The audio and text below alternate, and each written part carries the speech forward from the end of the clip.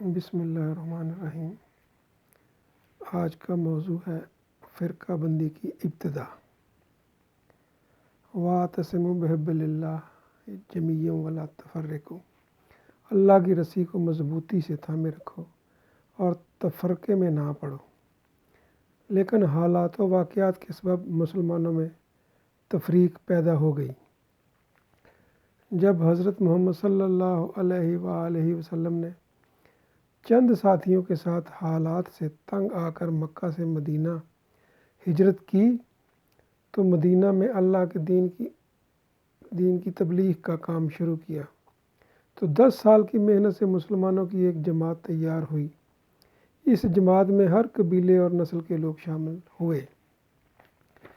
یہ مسلمانوں کی چھوٹی سی جماعت دین کی تبلیغ، اپنے معاشرتی مسائل اور اپنے دفاع کے لیے حضور اکرم صلی اللہ علیہ وآلہ وسلم کی سربراہی میں ہمہ وقت تیار رہی۔ حضور اکرم صلی اللہ علیہ وآلہ وسلم کا ظاہری دنیا سے پردہ فرمانے کے بعد ریاست کا نظام چلانے کے لیے ایک لیڈر کی ضرورت درپیش آئی۔ کچھ عام لوگوں نے یہ رائے دی کہ خلافت کے حقدار حضرت علی رضی اللہ تعالیٰ عنہ کو ہونا چاہیے۔ ان کے ذہن میں یہ بات تھی کہ جیسے وراثت کا حق در اولاد ہوتی ہے، اسی طرح خلافت کا حقدار بھی حضرت علی کو ہونا چاہیے، کیونکہ حضرت علی آپ کے داماد بھی ہیں اور آپ نے حضرت علی رضی اللہ تعالیٰ عنہ کو اپنے بچوں کی طرح پالا ہے۔ یہ لوگ شیعان علی کہلائے، یعنی حضرت علی کے حمایتی۔ جب حضرت عمر فاروق رضی اللہ تعالیٰ عنہ کو اس بات کا پتہ چلا تو آپ نے فرمایا کہ مسلمانوں کی جو جماعت تیار ہوئی ہے، اس جماعت میں جو آدمی سب سے زیادہ سینئر اور اہل ہے، خلافت کا حقدار اس کو ہونا چاہیے۔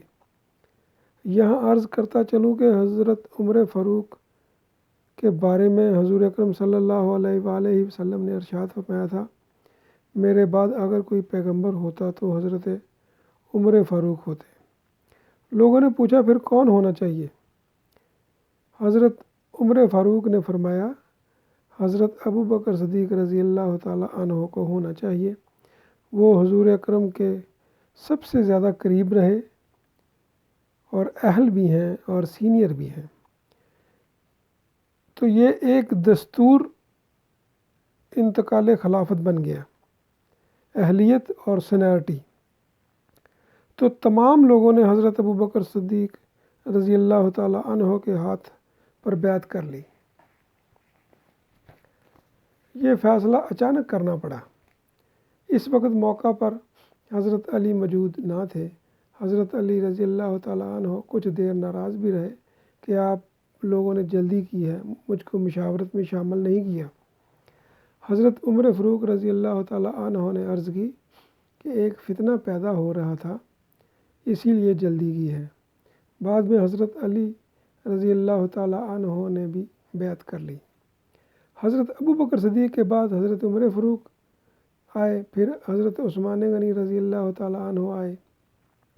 حضرت عثمان غنی کے بعد جب حضرت علی خلیفہ بنے تو شام کے گورنر امیر معاویہ، جو ابو سفیان کا بیٹا تھا، جس کی اسلام سے پہلے مکہ میں حکومت تھی، تو امیر معاویہ گورنر شام نے قصاص عثمان کا بہانہ بنا کر حضرت علی سے جنگ کی، جس میں 70,000 مسلمان آپس میں مر گئے۔ چونکہ امیر معاویہ کے والد عرب کے سردار تھے، اس لیے وہ بھی حکومت کرنے کے گر جانتا تھا۔ دنیا دار لوگوں کو دنیا کا لالچ دے کر اپنے ساتھ ملا لیا اور خلافت کا اعلان بھی کر دیا۔ حضرت علی کی شہادت کے بعد لوگوں نے حضرت حسن رضی اللہ تعالیٰ عنہ کو خلافت میں خلیفہ تسلیم کیا۔ امیر معاویہ شام سے فوج لے کر حضرت حسن رضی اللہ تعالیٰ عنہ کے مقابلے میں آ گیا۔ حضرت حسن رضی اللہ تعالیٰ عنہ نے امیر معاویہ کی بزرگی کا احترام کیا، کیونکہ وہ سینئر تھے، جنگ نہ کرنے کا فیصلہ کیا اور امیر معاویہ کو خلیفہ تسلیم کر لیا۔ امیر معاویہ کی ذہنیت یہ تھی کہ حکومت ہماری ہونی چاہیے تو سب ٹھیک ہے، اگر حکومت ہماری نہیں تو کچھ بھی ٹھیک نہیں۔ 10 سال کے بعد اپنے بیٹے یزید کو ولی عہد بنا دیا۔ مدینہ میں جب اس بات کی خبر پہنچی تو 5 نامور صحابہ عبد الرحمن بن ابو بکر، عبداللہ بن عباس، عبداللہ بن عمر، حسین بن علی، عبداللہ بن زبیر نے شدید مخالفت کی کہ یہ دستور خلافت نہیں ہے، یہ خلفائے راشدین کا دستور نہیں ہے۔ کسی بھی خلیفہ نے اپنے بیٹوں کو خلافت نہیں دی بلکہ سینئر اور اہل کو خلافت منتقل کی ہے۔ امیر معاویہ کا دور حکومت 20 سال کا تھا۔ حضرت حسن رضی اللہ تعالیٰ عنہ کی وجہ سے پرامن گزرا۔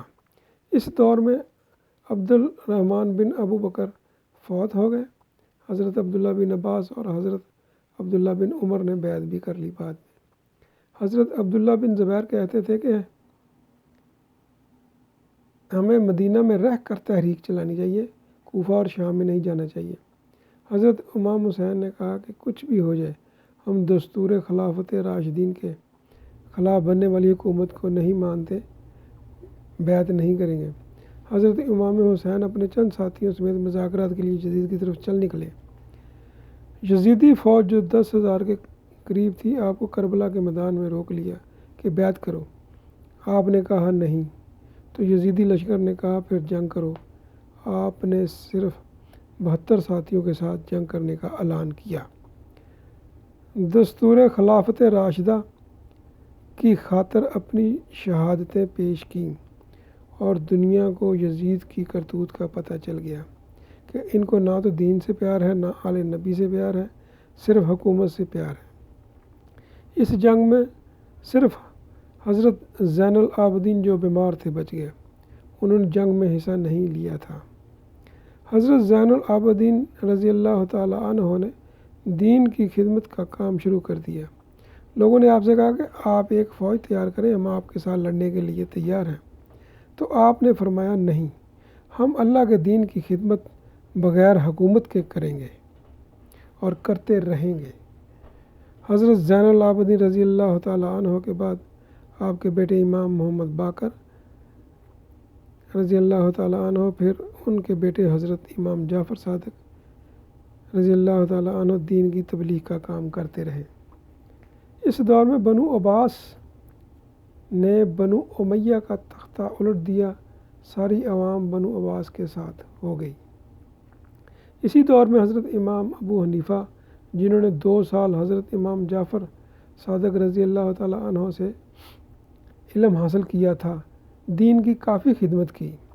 عباسی خلیفہ منصور نے آپ کو قاضی کے عہدے کی پیشکش کی، آپ نے انکار کر دیا کیونکہ عباسیوں نے بھی حکومت کو بادشاہت میں بدل دیا تھا، جس کو حضرت امام ابو حنیفہ جائز نہیں سمجھتے تھے۔ حضرت امام ابو حنیفہ کا انکار کی صورت میں 100 کوڑے بھی مارے اور تادم مرگ جیل میں رکھا۔ بنو امیہ کی بادشاہت کے خلاف ایک قربانی حضرت امام حسین اور اہل بیت نے دی تھی، دوسری قربانی بنو عباس کی بادشاہت کے خلاف حضرت امام ابو حنیفہ کو دینی پڑی۔ جب منگولوں نے بنو عباس کی سلطنت کو تباہ کر دیا تو ایرانیوں نے اپنی حکومت قائم کر لی اور ساری سلطنت کا شیرازہ بکھر گیا۔ چونکہ شہر بانو حضرت امام حسین رضی اللہ تعالیٰ عنہ کی بیوی تھی اور ان کا تعلق ایران سے تھا، ایران کے بادشاہ کی بیٹی تھی، اس نسبت سے اہل بیت سے محبت کرنے لگے ایرانی لوگ کہ ہم مسلمان تو ہیں لیکن وہ مسلمان نہیں جنہوں نے امام حسین اور اہل بیت کو شہید کیا ہے۔ ہم تو پہلے دن سے کہتے تھے خلافت کے حقدار تو صرف حضرت علی رضی اللہ تعالیٰ ہی ہیں۔ اپنا رشتہ 12 اماموں سے جوڑتے ہوئے شیعہ مسلک کی جو شکل آج آپ کے سامنے ہے وجود میں آئی۔ ایران کی سرزمین ہوم گراؤنڈ کا خوب فائدہ اٹھایا۔ خلفائے راشدین جنہوں نے اسلامی ریاست کو 3 بر اعظموں تک پھیلایا تھا، نفی کر دی، بلکہ حضرت علی رضی اللہ تعالیٰ عنہ کے سوا باقی خلفائے راشدین میں نقص نکالے اور محبت میں آ کر ماتم کرنا بھی شروع کر دیا۔ یہاں یہ بات عرض کرتا چلوں کہ سن 1500 سے پہلے ایران بھی سنی اکثریتی ملک تھا۔ صفوی حکومت جو 1500 سے 1735 تک قائم رہی، شاہ اسماعیل جو صفوی حکومت کا بانی تھا، اس کے دور میں مرثیہ خوانی شروع ہوئی۔ سرکاری طور پر شیعہ مسلک کو سرکاری قرار دیا گیا۔ صفویوں نے 200 سال حکومت کی۔ جب صفویوں نے زبردستی بند نہ کی تو دور دراز کے قبائلی افغانوں نے تنگ آ کر نادر شاہ کی سرپرستی میں مزاحمت کی۔ یوں صفوی حکومت کا خاتمہ ہو گیا۔ صفوی حکمرانوں کے مغل حکمرانوں سے بھی اچھے تعلقات تھے۔ نادر شاہ نے محمد شاہ رنگیلا مغل بادشاہ پر دہلی پر حملہ کیا، دہلی برباد کرنے کے بعد واپس چلا آیا۔ ایرانی لوگ شہر بانو جو حضرت امام حسین کی بیوی تھی، اس نسبت سے اہل بیت سے محبت کا اظہار کرتے ہیں، اسی محبت میں زنجیر زنی سے محبت کا اظہار کرتے ہیں۔ دوسری طرف امام ابو حنیفہ کی دینی خدمات بہت زیادہ تھیں۔ تمام محدثین جنہوں نے احادیث کو اکٹھا کر کے کتاب کی صورت میں پیش کیا، یا تو امام ابو حنیفہ کے شاگرد یا شاگردوں کے شاگرد تھے۔ تمام بزرگان دین جنہوں نے صرف حضرت امام ابو حنیفہ کی دینی خدمات کو دیکھتے ہوئے حضرت امام ابو حنیفہ کو امام اعظم تسلیم کیا، اور اس نتیجہ پر پہنچے کہ مسلمانوں کی وہ جماعت جو حضور اکرم صلی اللہ علیہ وآلہ وسلم نے مدینہ میں تیار کی تھی، اسی جماعت میں سے خلفائے راشدین تھے جنہوں نے دین اور دنیا کو اکٹھے ساتھ ساتھ چلایا، مگر امیر معاویہ کے فیصلے نے دین اور دنیا کو الگ الگ کر دیا۔ یہ تمام بزرگان دین نہ تو بنو امیہ کی خلافت کو تسلیم کرتے ہیں، نہ بنو عباس کی، اور نہ ہی سلطنت عثمانیہ کو۔ یہ بزرگان دین حضرت امام زین العابدین کی سنت پر عمل پیرا ہیں کہ ہم دین کی خدمت حصول حکومت کے بغیر کرتے رہیں گے، اور مسلمانوں کی جماعت جو حضور اکرم صلی اللہ علیہ وآلہ وسلم کے زمانے میں تیار ہوئی تھی، وہی اہل سنت والجماعت ہے۔ اب اگر یہ بر صغیر کی بات کریں تو یہاں 2 مدرسے تھے، بریلی شہر میں، دوسرا دیوبند شہر میں۔ وہاں کے فارغ التحصیل مسلمانوں نے اپنی اپنی مسجدوں پر بریلوی اور دیوبندی لکھنا شروع کر دیا۔ حالانکہ مسجد تو اللہ کا گھر ہے، یہاں لکھنا مناسب نہیں۔ اپنے اپنے گھروں کے باہر جتنا مرضی بڑا تختہ یا تختی لگوائیں، آپ کی سند پر ضرور اپنے مدرسے کا نام ہونا چاہیے، لیکن اللہ کے گھر پر نہیں۔ وَاعْتَصِمُوا بِحَبْلِ اللَّهِ جَمِيعًا وَلَا تَفَرَّقُوا۔ اب تیسرا فرقہ وہابی جو 1750 محمد بن عبد الوہاب کی پیداوار ہے، وجود میں آیا۔ سعودی حکومت اس فرقے کو فنڈنگ کر رہی ہے۔ یہ فرقہ بادشاہت کو ڈیفینڈ کرتا ہے۔ سعودی حکومت اپنے ملک میں کوئی امام بارگاہ نہیں بننے دیتی۔ ایرانی حکومت اپنے ملک میں کوئی مسجد اہل حدیث نہیں بننے دیتی۔ پاکستان جو 1000 سالہ بزرگان دین کی محنت کا ثمر ہے، تمام مسالک کو اپنی اپنی بات کرنے کی اجازت حاصل ہے۔ قائد اعظم نے یہ پاکستان تمام مسلمانوں کے لیے بنایا تھا۔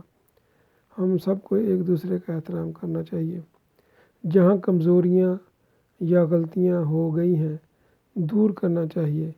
اگر کوئی شیعہ سنی ہوتا ہے تو ہو جائے، اگر کوئی سنی شیعہ ہوتا ہے تو ہو جائے۔ ہر مسلک کے علماء اکرام اپنے اپنے ٹھوس دلائل جس کا دل چاہے اپنا مسلک بدل سکتا ہے۔ حضرت امام حسین اور اہل بیت نے جو قربانی پیش کی تھی، وہ حضرت عمر فاروق کے بنائے ہوئے قانون انتقال خلافت سینئر اور اہلیت کے لیے دی تھی۔ حضرت علی رضی اللہ تعالیٰ عنہ، حضرت امام حسین رضی اللہ تعالیٰ عنہ، تمام اہل بیت نے خلفائے راشدین کی بیعت کی تھی، لیکن آج اہل تشیع حضرت علی کو ہی خلیفہ اول بننے کا حقدار سمجھتے ہیں۔ ہمیں اپنی مسجدوں یعنی اللہ کے گھر کے باہر دیوبندی، بریلوی وغیرہ نہیں لکھنا چاہیے۔ مسلمانوں کی جماعت جو حضور اکرم صلی اللہ علیہ وآلہ وسلم کی تبلیغ سے تیار ہوئی تھی، وہی جماعت اہل سنت والجماعت ہے۔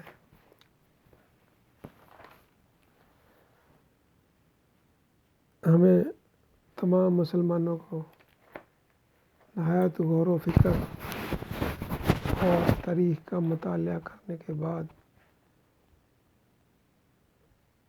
اس نتیجے تک پہنچنا چاہیے کہ فرقہ بندی جس کی قرآن پاک میں نفی کی گئی ہے، وَاعْتَصِمُوا بِحَبْلِ اللَّهِ جَمِيعًا وَلَا تَفَرَّقُوا پر عمل پیرا رہنا چاہیے، اور فرقہ بندیوں میں بٹ کر مسلمانوں کی وہ جماعت جو الحمدللہ آج 1 ارب اور 60 کروڑ انسانوں تک پہنچ گئی ہے، وہ تفرقہ بازی میں کمزور نہ ہو جائے اور اس جماعت کو متحد اور ایک ہی رہنا چاہیے۔ اللہ حافظ۔